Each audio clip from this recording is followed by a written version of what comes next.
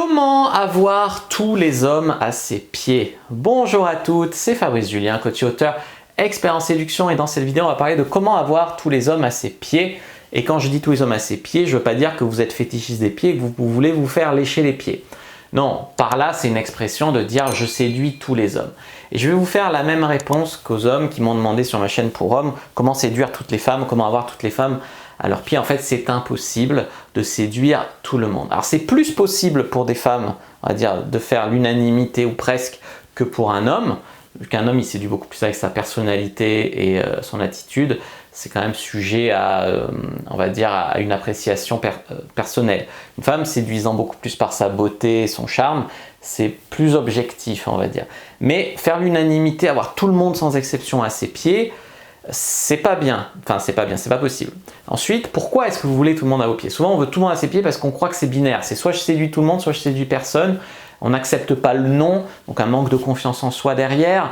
Donc il y a quand même un problème. Pourquoi vous voulez tous les hommes à vos pieds? Vous voyez comme ça serait pas bien d'avoir tous les hommes à vos pieds. Tu as tous les hommes à tes pieds, tu es harcelé H24. Tu peux pas vivre. C'est pour ça qu'on a créé le rejet. Tu peux pas avoir 3,5 milliards d'êtres humains qui veulent coucher avec toi. Tu peux pas. Donc avoir tous les hommes à ses pieds, c'est un extrême, et comme tous les extrêmes, il faut s'en méfier. Voilà ce que j'avais à dire en introduction. Maintenant, comment avoir tous les hommes à ses pieds? Bien sûr, j'ai parlé du physique. Alors, plus qu'être belle ou voilà, être sexy. Être sexy, ça peut être par le charme, ça peut être par l'attitude, ça peut être par le style, par la manière de s'habiller, par ta manière de parler. Enfin, il faut avoir un truc vraiment sexy. Donc, travaillez votre sexitude. Plus que la beauté ou que voilà, avoir un côté sexy, ça c'est quand même important. J'aurais pu dire il faut être intelligente, mais ça serait du bullshit. Pour avoir tous les hommes à ses pieds, il n'a jamais été question d'avoir un doctorat. Je veux dire, c'est bien d'être intelligent, d'avoir une bonne position sociale, mais ce n'est pas ce qui séduit les hommes, d'accord? Ça serait hypocrite.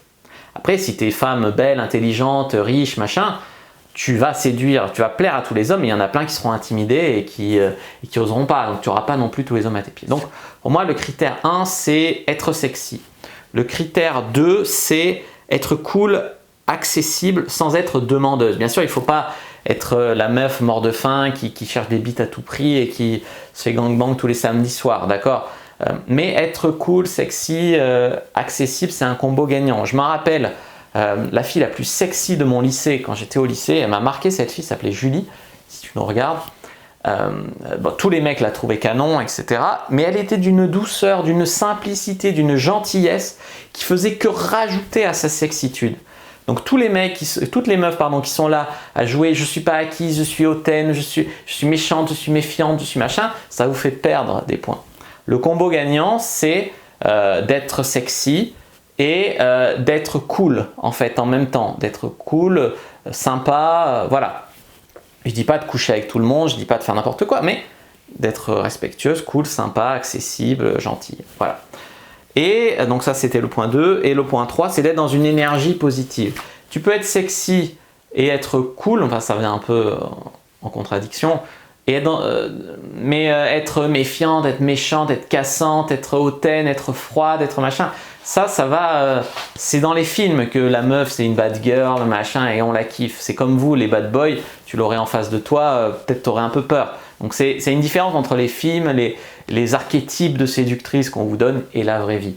Donc être dans une énergie positive, au contraire, être cool, être avenante, être ouverte, être à l'écoute, être entreprenante, avoir envie de faire des choses, ça c'est quand même beaucoup mieux. Et souvent, quand on vibre bien, on vibre positif, on attire les gens. Et quand on vibre négatif, on vibre rancœur, on vibre je suis écœuré par les hommes, en fait tu repousses les gens. C'est un peu spirituel, la loi de l'attraction, tout ça, mais ça joue.